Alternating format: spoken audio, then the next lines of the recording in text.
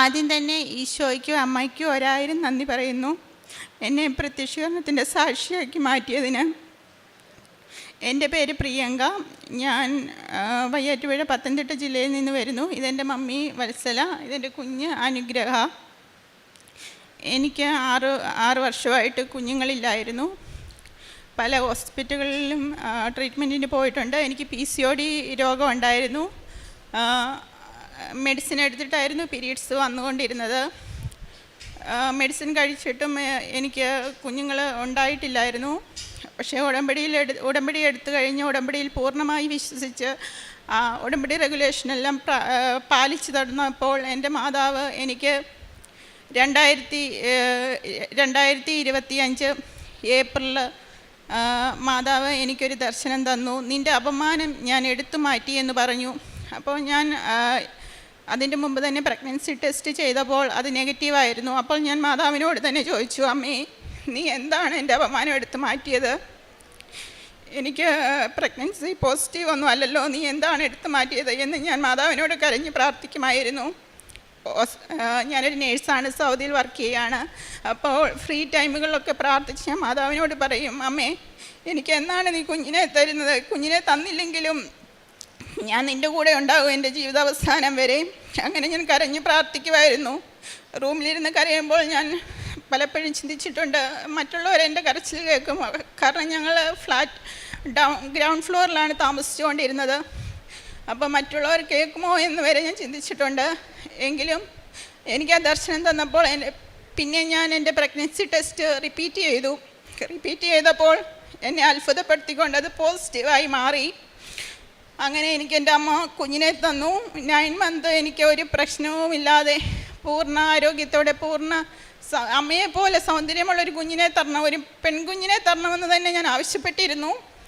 അങ്ങനെ ഒരു പെൺകുഞ്ഞിനെ തന്നെയാണ് എൻ്റെ മാതാവ് എനിക്ക് തന്നത്. അതിന് ഞാൻ അനുഗ്രഹ എന്ന് പേരിട്ടു. അതുകൂടാതെ തന്നെ എനിക്ക് ഹോസ്പിറ്റലിൽ വെച്ച് ഒരു കാർഡിയാക് ഇഷ്യൂസ് വന്ന്, ഒരു ചെസ്റ്റ് പെയിൻ വന്ന് പെട്ടെന്ന് അഡ്മിറ്റ് ചെയ്തു എന്നെ. അപ്പോൾ കാർഡിയാക് ടെസ്റ്റുകളെല്ലാം ചെയ്തു. അവർ ആൻജിയോഗ്രാഫി വരെ ചെയ്യാൻ പ്ലാൻ ചെയ്തു. കാരണം എൻ്റെ ECG വേരിയേഷൻ ഉണ്ടായിരുന്നു. ഞാൻ തന്നെ എൻ്റെ ECG കണ്ടപ്പോൾ, ഞാനൊരു കാർഡിയാക് നേഴ്സാണ്, ECG കണ്ടപ്പോൾ ഞാൻ ഭയന്ന് പോയി. എല്ലാം തീർന്നു എന്നായിരുന്നു എൻ്റെ ചിന്തിച്ചു പോയി. ആ സമയത്ത് എൻ്റെ മാതാവിനോട് ഞാൻ പറഞ്ഞു, എപ്പോഴും ഞാൻ കാശ് രൂപ ഇട്ടുകൊണ്ടാണ് എൻ്റെ ഹോസ്പിറ്റലിൽ പോകുന്നത്. മാതാവിനോട് ഞാൻ പറഞ്ഞു, മാതാവേ, ഒരു കുഴപ്പവുമില്ലെങ്കിൽ ഞാനിവിടെ വന്ന് സാക്ഷ്യപ്പെടുത്തിയേക്കാമെന്ന്. അങ്ങനെ എല്ലാ ടെസ്റ്റും ചെയ്തപ്പോൾ അത് നോർമലായിരുന്നു. അതുകൂടാതെ തന്നെ ഞാൻ പ്രഗ്നൻസി ടൈമിലെല്ലാം എൻ്റെ നേർച്ച വസ്തുക്കൾ ഞാൻ ഉപയോഗിച്ചിരുന്നു. വിശ്വാസപ്രമാണം ചൊല്ലി എൻ്റെ അടിവയറ്റിൽ ഞാൻ കുരിശിട്ട് പ്രാർത്ഥിക്കുമായിരുന്നു. എന്ന് ഞാൻ ഹോസ്പിറ്റലിൽ എവിടെ പോയാലും ഞാൻ നേർച്ച വസ്തു ഉപയോഗിച്ചായിട്ടായിരുന്നു പോകുന്നത്. ഞാൻ ഹോസ്പിറ്റലിൽ പോകുമ്പോൾ കാശ് രൂപം വെച്ച് എൻ്റെ പേഷ്യൻറ്റിന് വേണ്ടി പ്രാർത്ഥിക്കുമായിരുന്നു. എൻ്റെ ഗ്ലൗസിനടിയിൽ ഞാൻ കാശ് രൂപം വെച്ച് പേഷ്യൻ്റ് അസുഖങ്ങൾ പറയുമ്പോൾ ആൻജിയോഗ്രാഫിയൊക്കെ ചെയ്യാൻ പോകുന്ന പേഷ്യൻറ്റിന് ഞാൻ പ്രാർത്ഥിക്കുമായിരുന്നു. അവർക്ക് പല പേഷ്യൻറ്റിൻ്റെ സൗഖ്യങ്ങൾ കാണാൻ ഞാൻ അതും എനിക്ക് സാക്ഷ്യപ്പെടുത്താൻ പറ്റും. കാരണം മാതാവ് അതിലും എനിക്ക് അത്ഭുതങ്ങൾ ചെയ്തിട്ടുണ്ട്. മുസ്ലിം രാജ്യമാണെങ്കിലും ഞാൻ അവരോട് പെർമിഷൻ ചോദിച്ചിട്ട് പ്രാർത്ഥിക്കുമായിരുന്നു. അതുകൂടാതെ തന്നെ ഞാൻ ആദ്യമേ വർക്ക് ചെയ്തത് MOH ഹോസ്പിറ്റലായിരുന്നു. പെട്ടെന്ന് റിസൈൻ ചെയ്ത് ഞാൻ എൻ്റെ ജീവിത പങ്കാളി ബഹറിലായിരുന്നു. അപ്പോൾ ഒരുമിച്ച് നിൽക്കാനായിട്ട് ഞങ്ങൾ ശ്രമിച്ചു. പെട്ടെന്ന് തന്നെ എനിക്ക് മിലിറ്ററി ഹോസ്പിറ്റലിൽ ഇൻ്റർവ്യൂ കിട്ടുകയും പെട്ടെന്ന് ആ ഇൻ്റർവ്യൂവിൽ പാസ്സാവുകയും നല്ല സാലറിയോടുകൂടെ ഞാനിപ്പം സൗദിയിൽ തന്നെ ജോലി ചെയ്യുന്നു. അതും ദൈവമഹത്വത്തിനായി ഞാൻ സാക്ഷ്യപ്പെടുത്തുന്നു. എൻ്റെ ആത്മീയ ജീവിതം എന്ന് പറഞ്ഞാൽ ഞാൻ 13 വർഷമായി ഞാൻ ഈശോയും മാതാവിലും വിശ്വസിച്ച് ജീവിക്കുന്നു. നേർച്ച വസ്തുക്കൾ ഞാൻ എന്നും ഉപയോഗിക്കാറുണ്ട്. അതുകൂടാതെ കാരുണ്യ പ്രവൃത്തിയായിട്ട് ഞാൻ പത്രങ്ങൾ വിതരണം ചെയ്യും. നാട്ടിൽ വരുമ്പോൾ പത്രം വിതരണം ചെയ്യും. അതുപോലെ സൗദിയിലും പത്രം വിതരണം ചെയ്യും. പിന്നെ നേർച്ച വസ്തുക്കൾ എൻ്റെ കൂട്ടുകാർക്ക് കൊടുക്കുകയും മന്ത്ലി സാലറി എൻ്റെ മാതാവിന് ഞാൻ പാവങ്ങളെ സഹായിക്കുകയും ചെയ്യാറുണ്ട്. അതുകൂടാതെ ക്രമമായി ഡെയിലി ബ്ലെസ്സിങ് സ്റ്റാർട്ട് ചെയ്യും. എൻ്റെ ഓരോ ദിവസങ്ങളിലും ഡെയിലി ബ്രെഡാണ് ഫസ്റ്റ് തുടങ്ങുന്നത്. അത് ബൈബിൾ വായിക്കുകയും അരമണിക്കൂർ ബൈബിൾ വായിക്കുകയും കൊന്ത ചൊല്ലുകയും ചൊവ്വാഴ്ചകളിൽ പ്രാർത്ഥന കൂടുകയും നൊയമ്പെടുക്കുകയും ചെയ്യാറുണ്ട്.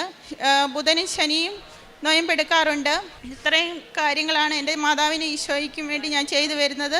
കാരുണ്യപ്രവൃത്തിയായിട്ട് നാട്ടിൽ വരുമ്പം പത്രം കൊടുക്കുകയും പൊതിച്ചോറുകൾ ഹോസ്പിറ്റലിൽ വിതരണം ചെയ്യാറുമുണ്ട്. അതുകൂടാതെ സൗദിയിലാണെങ്കിൽ ഹോസ്പിറ്റൽ വയ്യമാർക്കൊക്കെ ഫുഡ് കൊടുക്കാറുണ്ട്. പത്രം എൻ്റെ കൂട്ടുകാർക്ക് കൊടുക്കാറുണ്ട്. ഇത്രയും ചെയ്തു തന്ന എൻ്റെ മാതാവിനും ഈശോയ്ക്കും 1000 നന്ദി. ഇനിയും മുന്നോട്ട് എൻ്റെ ജീവിതാവസാനം വരെയും ഈ ഉടമ്പടിയിൽ തന്നെ നിലനിൽക്കാനാണ് എൻ്റെ ആഗ്രഹം. അവിടുന്ന് കൈ തുറന്നു കൊടുക്കുന്നു, എല്ലാവരും സംതൃപ്തരാകുന്നു. സങ്കീർത്തനം 145 16 വചനമാണ്. ദൈവം തൻ്റെ കൈ തുറന്ന് നമുക്ക് ആവശ്യമായത് നൽകുന്നു. ഉടമ്പടിയിൽ അമ്മ മാതാവിൻ്റെ മധ്യസ്ഥതയിലൂടെയാണ് ദൈവം നമ്മുടെ നിയോഗങ്ങൾ നിറവേറ്റുകയും വിശ്വാസത്തോടെ പ്രാർത്ഥിക്കുമ്പോൾ ഓരോ കാര്യങ്ങളും ഏറ്റെടുത്ത് നടത്തി തരുന്ന ഒരു ദൈവമാണ് നമ്മുടെ കൂടെയുള്ളതെന്നാണ് ഓരോ സാക്ഷ്യങ്ങളിൽ നമുക്ക് മനസ്സിലാകുന്നത്. കൃപാസനം അമ്മയുടെ മധ്യസ്ഥതയിലൂടെ ദൈവത്തിൻ്റെ അനുഗ്രഹം സ്വീകരിക്കുന്ന ഒരു ആത്മീയ വഴിയാണ് ഉടമ്പടി. ദൈവം കൈ തുറക്കുന്ന ഒരു ദൈവമാണ്. നമ്മുടെ ജീവിതത്തിലെ ആവശ്യങ്ങൾ, ദുഃഖങ്ങൾ, പ്രശ്നങ്ങൾ കേൾക്കുന്ന ഒരു ദൈവമാണ് നമ്മുടെ കൂടെയുള്ളത്.